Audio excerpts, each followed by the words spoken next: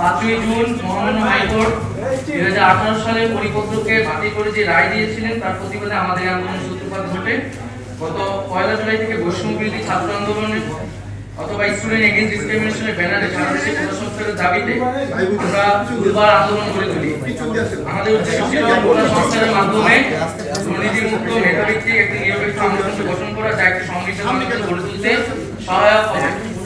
কিন্তু শিক্ষার্থীদের শান্তিপূর্ণ আন্দোলনে সরকারের দায়িত্বশীল ব্যক্তিরা বিতর্কিত এবং উস্কানিমূলক বক্তব্য দেয় এবং পরবর্তীতে ছাত্রলীগ এবং যুবলীগের সন্ত্রাসী কর্মকাণ্ড আইন শৃঙ্খলা বাহিনীর অন্যায়ভাবে দমন পীড়ন ও হামলা মামলা চালিয়ে এক রক্তক্ষয়ী পরিস্থিতি তৈরি হয়, যেটি অনাকাঙ্ক্ষিত ছিল।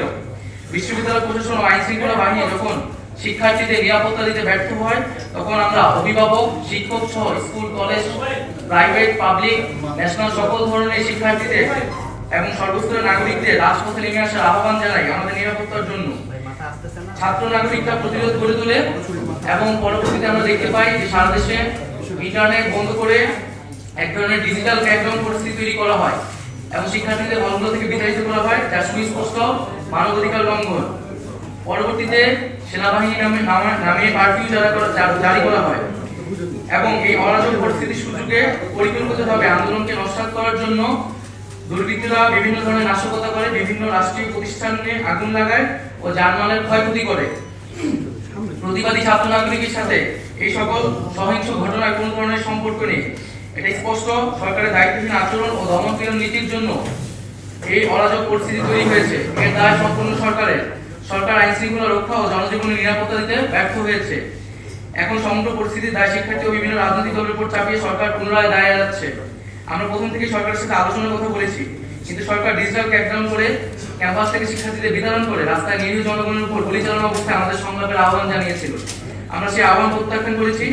ফলস্বরূপ আমাদের আন্দোলনের এক নং সমন্বয়ক মোহাম্মদ নাহিদ ইসলাম অর্থাৎ আমাকে গুম করে 24 ঘন্টা শারীরিক ও মানসিক নির্যাতন করা হয়। অন্য কিছু সমন্বয় সরকারের প্রতিনিধির কাছে তাদের বক্তব্য, কিছু দাবি পেশ করতে গেলে সেটাকে সংলাপ বলে মিডিয়ায় প্রোপাগান্ডা চালানো হয়। গুম, গ্রেফতার, প্রোপাগান্ডা, ডিজিটাল ক্র্যাকডাউন, কারফিউ, রাষ্ট্রযন্ত্রের সকল শক্তিকে ব্যবহার করে সরকার বৈষম্য বিরোধী ছাত্র আন্দোলন ও প্রতিবাদী ছাত্র নাগরিককে ছত্রভঙ্গ করে দেওয়ার চেষ্টা করেছে। করে এখন কোটা সংস্কারের প্রজ্ঞাপন দিয়েছে। রক্ত ও লাশের উপর দাঁড়িয়ে এই প্রজ্ঞাপন শিক্ষার্থী ও নাগরিকদের প্রতি নির্মমতার আরেকটি ইতিহাস হয়ে থাকলো। কোটা সংস্কার ছিল একটি অরাজনৈতিক ও শিক্ষার্থীদের স্বার্থের আন্দোলন। সরকার এটিকে প্রথম থেকে রাজনৈতিকভাবে মোকাবেলা করতে চেয়েছিল। সরকার বিরোধী, মুক্তিযুদ্ধ বিরোধী, রাজাকারের সন্তান নানা ট্যাগ দিয়ে স্বতঃস্ফূর্ত আন্দোলনকে নস্যাৎ করার চেষ্টা করা হয়েছিল। এত কিছুর পরে আমরা মনে করি মহামান্য সুপ্রিম কোর্ট শিক্ষার্থীদের পক্ষে কথা বলেছেন। সেই অনুযায়ী সরকার প্রজ্ঞাপন দিয়েছে। কিন্তু আমরা সুস্পষ্টভাবে বলতে চাই, কোটা ব্যবস্থার অন্যতম প্রধান স্টেক হোল্ডার হচ্ছে আন্দোলনরত শিক্ষার্থীরা এবং পাশাপাশি অন্যান্য কোটা যারা প্রায় তারাও এই কোটা ব্যবস্থার একটি স্টেক হোল্ডার এক একজন। সেই স্টেক হোল্ডারদের সাথে আলোচনা সংলাপ ব্যতীত এই ধরনের প্রজ্ঞাপন সমীচীন নয়। আমরা চেয়েছিলাম একটি সংলাপের মাধ্যমে সকল পক্ষের সম্মতির ভিত্তিতে একটি প্রজ্ঞাপন হবে, যাতে নতুন করে আর কখনো সমস্যা তৈরি না হয়। সংলাপের যথাযথ পরিবেশ তৈরি করে শিক্ষার্থীদের অংশগ্রহণ নিশ্চিত করে কোটা সমস্যার চূড়ান্ত সমাধান আমরা চাই। আমরা সংবিধান অনুযায়ী অনগ্রসর জনগোষ্ঠীর জন্য কোটা ব্যবস্থার কথা বলেছিলাম। আমরা মুক্তিযোদ্ধাদের সন্তান পর্যন্ত কোটার ব্যবস্থার কথা বলেছিলাম এবং এই বিষয়গুলো আমরা দেখেছি প্রজ্ঞাপনে প্রতিফলিত হয়েছে। কিন্তু আমরা অনগ্রসর জনগোষ্ঠীর বিষয়টি আরো ক্ল্যারিফিকেশন দরকার এবং বিভিন্ন স্টেক হোল্ডারদের সাথে নীতি নির্ধারণী পর্যায়ে সংলাপ প্রয়োজন। তবে সরকার চাইলে যে কোনো মুহূর্তে কোটা পরিবর্তন করতে পারে। তাই কোটা ব্যবস্থার সুষ্ঠু বাস্তবায়ন, ব্যবস্থাপনা তদারকির জন্য একটি স্বাধীন কমিশন গঠন করতে হবে, যেখানে প্রাসঙ্গিক অংশীদারদের প্রতিনিধিত্ব থাকবে। কোটার যে কোনো পরিবর্তন কমিশনের সুপারিশ সাপেক্ষে হতে হবে। কোটা সংক্রান্ত আমাদের আরো বক্তব্য আছে, যেগুলো আমরা সংলাপে সরকারের কাছে তুলে ধরতে চাই, কিন্তু তার আগে সংলাপের যথাযথ পরিবেশ তৈরি করতে হবে। গত কয়েক সপ্তাহে রক্তক্ষয়ী পরিস্থিতিতে সারা দেশে কয়েক শত ছাত্র নাগরিক শহীদ হয়েছেন এবং কয়েক হাজার লোক আহত হয়েছেন। হতাহতের সঠিক সংখ্যা এখনো পাওয়া যায়নি। অনেক বাবা এখনো সন্তানের লাশ খুঁজে বেড়াচ্ছে। এত রক্তের উপর দাঁড়িয়ে আমরা কোটা সংস্কার চাইনি। আমরা সকল হতাহতের বিচার চাই। আমাদের আহ্বানে সকল শিক্ষার্থী এবং নাগরিকরা রাজপথে নেমেছিল। আমরা জনগণের কাছে বলতে চাই যে আমরা জনগণের সাথে আছি। আমাদের চূড়ান্ত দাবি ক্যাম্পাসগুলো খুলে সকলের সাথে আলোচনা করে আমরা জাতির সামনে পেশ করতে চাই। আমরা এখন নিরাপত্তাহীনতায় আছি। আমাদের বাসায় পুলিশ, ডিবি এবং গোয়েন্দা সংস্থার বিভিন্ন লোক যাচ্ছে, সারা দেশে নির্বিচারে মানুষকে গ্রেফতার করা হচ্ছে। আমরা এই পরিস্থিতির অবসান চাই। নিরাপত্তা বাহিনীর কাছে আমাদের আহ্বান থাকবে, ছাত্র জনতার মুখোমুখি আর দাঁড়াবেন না, আর একটি গুলিও যাতে কাউকে হত্যার উদ্দেশ্যে না ছোড়া হয়। এবং আমরা স্পষ্ট করে বলতে চাই, সারা দেশে যে সকল মানুষেরা শহীদ হয়েছে, আহত হয়েছে, আমরা তাদের পাশে আছি, শেষ পর্যন্ত থাকব। কিন্তু এখন যেহেতু ইন্টারনেট নাই এবং আমাদের সমন্বয়কদের এখন আমরা অনেকে খোঁজ পাচ্ছি না, তাদের সন্ধান পাওয়া যাচ্ছে না, এই অবস্থা দ্রুত পরিত্রাণ করতে হবে। আমরা সকল সমন্বয়কদের নিয়ে এবং আন্দোলনকারী বিভিন্ন বিশ্ববিদ্যালয়ের শিক্ষার্থীদের নিয়ে জনমতের ভিত্তিতে আমাদের আরো কিছু দাবি দেওয়া আছে এবং এই দাবি দেওয়াগুলো নিয়ে আপনাদের মধ্যে নানা ধরনের বিভ্রান্তি হয়েছে, আমরা শুনতে পেয়েছি। সেটা যোগাযোগহীনতার কারণে হয়েছে। আমাদের নিরাপত্তা এবং যোগাযোগ ব্যবস্থা নিশ্চিত করলে আমরা সুস্পষ্টভাবে সেই দাবিগুলা সকলের সামনে পেশ করব। তার আগে আমাদের প্রধান যে বক্তব্যটা হচ্ছে, আমাদের নিরাপত্তা দিতে হবে এবং আমাদের গুম গ্রেফতারের যে হয়রানি সেটি বন্ধ করতে হবে এবং আমাদের ক্যাম্পাসগুলো শিক্ষার পরিবেশ নিশ্চিত করতে হবে। আমরা যখন আন্দোলনটি করছিলাম, এই আন্দোলনের শুরু থেকেই কিন্তু আমরা সরকারকে আহ্বান করছিলাম আমাদের সাথে একটি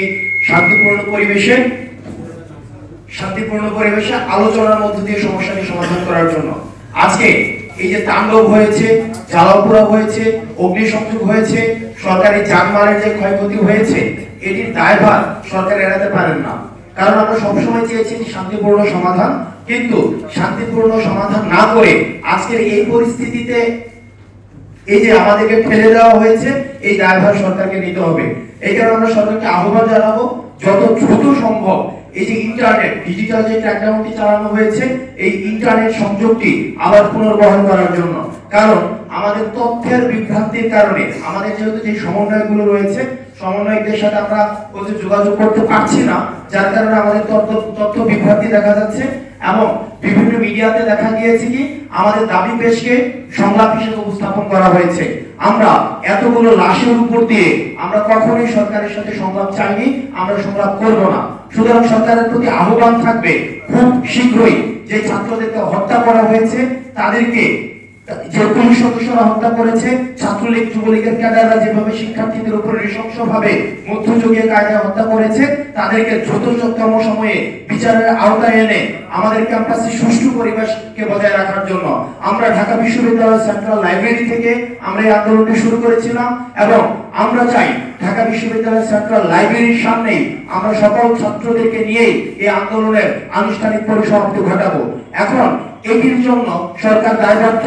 সরকার কিভাবে এই সুষ্ঠু পরিবেশটি আনতে পারেন এবং এই সুষ্ঠু পরিবেশটি আনার জন্য আমাদের যে রূপরেখা সেটি দিবেন সার্জিস আলম। প্রথমে আমাদের জায়গা থেকে কিছু বিষয় স্পষ্ট করি একদম। সেটা হচ্ছে যে সরকারের যে মনোভাব আমরা এখন দেখি, আজ দেখছি, গতকাল দেখেছি, এই কোটা সংস্কার আন্দোলন নিয়ে তাদের জায়গায় যদি ন্যূনতম সদিচ্ছাটুকু আজকে থেকে 5 দিন আগে থাকতো, তাহলে একটা লাশও পড়তো না। এই দায় কখনো এই সরকার এড়াতে পারে না। দ্বিতীয়ত, আইন শৃঙ্খলা রক্ষাকারী বাহিনীর প্রতিনিধি আমাদের এখানে এই রুমে কিছু রয়েছেন, তারা শাহবাগেও ছিলেন, তারা দেখেছেন আমরা শাহবাগে যে 10-11 জন ছিলাম, কোনোদিন একটা গাড়ি তাদের স্পর্শ পর্যন্ত করিনি। সেখানে যখন আজকে ঢাকা শহরে বিভিন্ন ভাবে উস্কানি দিয়ে হোক, অন্য কারো অপচেষ্টায় হোক, যখন এই ধ্বংসযজ্ঞগুলো চলেছে, তখন আসলে দায় করা হয় আমাদের ব্যানারটিকে। যখন আমরা শাহবাগে বারবার আহ্বান জানিয়েছি যে আপনারা আমাদেরকে এই আহ্বানটুকু করুন, বসার স্কোপটুকু করে দিন, বিভিন্ন অংশীজনের সমন্বয়ে আলোচনা করে আমরা এই কোটার একটি যৌক্তিক সংস্কার চাই, তখন আমাদের কথা শোনা হয়নি। আমরা আমাদের জায়গা থেকে বলতে চাই যে বাংলাদেশ আসলে যাচ্ছে সামনের দিকে, অন্তত এখান থেকে অনেক কিছু শিক্ষা নেওয়ার আমাদের রয়েছে। যেটি যৌক্তিক, যেটি প্রাণের দাবি ছিল পুরো বাংলাদেশের, সেই দাবিকে আপনারা বিলম্বিত করে, সেই দাবিকে ভাঙচুরে আপনারা পরিণত করে, সেই দাবিকে মেনে নিতে গিয়ে 300-400 কিংবা নাম না জানা অজানা অসংখ্য মানুষের লাশ ফেলে দিয়ে আজকে আপনি ঠিকই সেই দাবিটি পূরণ করতে যাচ্ছেন। কিন্তু এই যে ক্ষতিগুলো হয়ে গিয়েছে বাংলাদেশের অসংখ্য পরিবারের, এগুলো আসলে কখনো পূরণ করা সম্ভব নয়। তাই আপনাদের মাধ্যমে এটুকু জানাতে চাই যে বাংলাদেশ সরকার থেকে শুরু করে আগামীতে যারা এই বাংলাদেশের নেতৃত্বে থাকবে, তারা যেন ওই দাবিটুকুর গুরুত্বটুকু অনুধাবন করার তাদের সামর্থ্যটুকু থাকে। আমাদের এখানে আমাদের অন্যতম সমন্বয়ক আসিফ, আপনারা সকলেই চিনবেন, আসিফের বাবা এখানে রয়েছেন। একজন বাবা সন্তানের খোঁজে বাংলাদেশের বিভিন্ন হসপিটালের মর্গে যাচ্ছেন, এর চেয়ে বেদনাদায়ক ন্যাক্কারজনক ঘটনা আর কিছু হতে পারে না। আসলে এইগুলো সৃষ্টি হয়েছে কিভাবে, এগুলো আমাদের ভাবতে হবে। আমাদের সাইট রংপুরে, সে নিরস্ত্রভাবে খালি গায়ে হাত পেতে বুক পেতে দাঁড়িয়ে আছে, তাকে রাবার বুলেট দিয়ে গুলি করে হত্যা করা হয়েছে। আপনারা একবার চিন্তা করুন, তাহলে কতগুলো রাবার বুলেট তার গায়ে আঘাত করেছে। তাহলে এই যে জিনিসগুলো হয়েছে, এগুলোর দায় কোনোদিন সরকার এড়াতে পারে না। আজকে সরকারের নীতি নির্ধারক মহলের বিভিন্ন মন্ত্রী যেভাবে সংবেদনশীল বক্তব্য দিচ্ছে, এমন একটি বক্তব্যের প্রত্যাশা আমরা শাহবাগে 10 দিন ছিলাম, কিন্তু তখন তারা আমাদেরকে বিভিন্ন ট্যাগ দিয়েছে। তো এই জায়গাগুলো আসলে এখন সরকারের জায়গা থেকে যত কিছুই বলা হোক না কেন, এটা কখনো এই পর্যন্ত আসার কথা ছিল না। সেই জায়গা থেকে আমরা আমাদের যদি কর্মসূচির কথা বলি, আমরা 2 দিনের একটি আলটিমেটাম দিয়েছিলাম আমাদের 4টি জরুরি দাবি জানিয়ে। আমি স্পষ্ট করি, আমাদের একটি মূল দাবি ছিল কোটা সংস্কার নিয়ে, যেটি নিয়ে আমরা প্রজ্ঞাপন দেখেছি। আমরা 8টি দাবি জানিয়ে এসেছিলাম উদ্ভূত নতুন যে ঘটনা সেগুলোর ভিত্তিতে, এবং আমরা গত 2 দিন আগে জরুরি ভিত্তিতে 4টি দাবি জানিয়ে এসেছিলাম। কারণ এই 4টি দাবি পূরণ না করলে বাকি 8টি দাবি নিয়ে কথা বলার কোনো সুযোগ নেই। আমরা 2 দিন আলটিমেটাম দিয়েছিলাম, আমরা কোনো রেসপন্স সেই জায়গা থেকে পাইনি। আপনারা লক্ষ্য করুন, প্রত্যেকবার আমরা আমাদের জায়গা থেকে প্রথমে সরকারকে সেই সুযোগটি দিয়েছি, কিন্তু যতক্ষণ না এটা চূড়ান্ত পর্যায়ে গিয়েছে ততক্ষণ সরকারের কোনো রেসপন্স পাওয়া যায়নি। আমরা আমাদের জায়গা থেকে শিক্ষার্থী সমাজ আবার বিনয়ের সাথে 2 দিনের একটি আলটিমেটাম দিচ্ছি ওই 4টি জরুরি দাবি নিয়ে। আমাদেরকে আজকে প্রেস ব্রিফিং এ মাননীয় আইনমন্ত্রী বলছেন ক্লাসে ফিরে যেতে। আপনি পুরো বিশ্ববিদ্যালয়গুলোতে আইন শৃঙ্খলা রক্ষাকারী বাহিনী দিয়ে ভরিয়ে রেখেছেন, আপনি হল বন্ধ করে রেখেছেন, আমরা কোথায় যাব? মানে আপনাদের কথা তো প্রাসঙ্গিকতা থাকতে হবে। সেই জায়গা থেকে আমাদের 4টি জরুরি দাবি আমরা জানিয়ে যাচ্ছি। আমরা 2 দিনের একটি আলটিমেটাম দিচ্ছি। আমরা চাই বৃহস্পতিবারের মধ্যে বিশ্ববিদ্যালয় প্রশাসনের সাথে সরকারের পক্ষ থেকে কথা বলে সেই পরিবেশটি তৈরি করা হোক, এবং আমরা সকলে যেন শুক্রবারে বাংলাদেশের সকল ক্যাম্পাসে আমরা শিক্ষার্থীরা ফিরে যেতে পারি। শিক্ষার্থীরা যদি ক্যাম্পাসে ফিরতে না পারি, তাহলে ওই একাডেমিক পরিবেশ ফিরে আনার গল্প বলে এগুলো শুধু গাল গল্প হিসেবেই থেকে যাবে, কোনো লাভ নেই। সেই জায়গা থেকে আমাদের 4টি জরুরি দাবি আমরা আবার উল্লেখ করছি। 1, ইন্টারনেট সচল করতে হবে। 2, কারফিউ উইথড্র করতে হবে। 3, বিশ্ববিদ্যালয় বা শিক্ষা প্রতিষ্ঠানগুলো থেকে আইন শৃঙ্খলা বাহিনী সরিয়ে নিয়ে সরকার এবং প্রশাসনের সমন্বয়ে সুষ্ঠু পরিবেশ নিশ্চিত করে আবাসিক হল খুলে দিয়ে আমাদেরকে শিক্ষা প্রতিষ্ঠানে ফিরে যাওয়ার পরিবেশ তৈরি করে দিতে হবে। এবং 4, যেটি হচ্ছে যে আমাদের সমন্বয়ক হিসেবে শুধু এখানে নয়, সারা বাংলাদেশে যারা এই কোটার যৌক্তিক সংস্কারের যে আন্দোলন সেটিতে যারা সমন্বয় করেছেন তাদের নিরাপত্তা নিশ্চিত করতে হবে। আমি স্পষ্ট ভাষায় বলি, আমরা প্রতি মুহূর্তে ভয় থাকি যে কখন আমাদের গ্রেফতার করা হয়, কখন আমাদের তুলে নিয়ে যাওয়া হয়, কখন আমাদের উপরে নাহিদের মতো শারীরিক বা মানসিকভাবে অত্যাচার করা হয়। সো এই 4টি জরুরি দাবি সরকার যদি বৃহস্পতিবারের মধ্যে বাস্তবায়ন করে শুক্রবারে আমাদের সেই পরিবেশটি তৈরি করে দেয়, তাহলে বাকি যে আমাদের 8টি দাবি রয়েছে সার্বিক উদ্ভূত পরিস্থিতি নিয়ে, সেগুলো নিয়ে আমাদের যে কথা বলার স্কোপটি, যেটি আমাদের আহ্বান করা হচ্ছে, সেটি তৈরি হবে। এবং সবশেষে আপনাদের উদ্দেশ্যে এক লাইনে একটি কথাই বলে দিতে চাই, বাংলাদেশের শিক্ষার পরিবেশ আবার সুন্দরভাবে ফিরে আসবে কিনা, আমরা ক্যাম্পাসে যাব কিনা, আমরা কবে আমাদের আন্দোলনের শেষ ঘোষণা করব, এটি পুরোপুরি নির্ভর করছে সরকার এই দাবিগুলো জরুরি ভিত্তিতে মেনে নিয়ে আমাদের জন্য পুরো বাংলাদেশে এই পরিবেশটি কতটুকু উপযোগী করে দিচ্ছে। সরকার যদি চায় এটি বৃহস্পতিবারেই করতে পারে, সরকার যদি না চায় তাহলে এটি অনির্দিষ্ট সময়ের জন্য যেতে পারে। তাহলে আন্দোলন কোন দিন থেকে ঢাকা বিশ্ববিদ্যালয়ের কেন্দ্রীয় লাইব্রেরি কিংবা রাজু ভাস্কর্যে অফিসিয়ালি শেষ হবে সেটা নির্ধারণ করবে সরকার।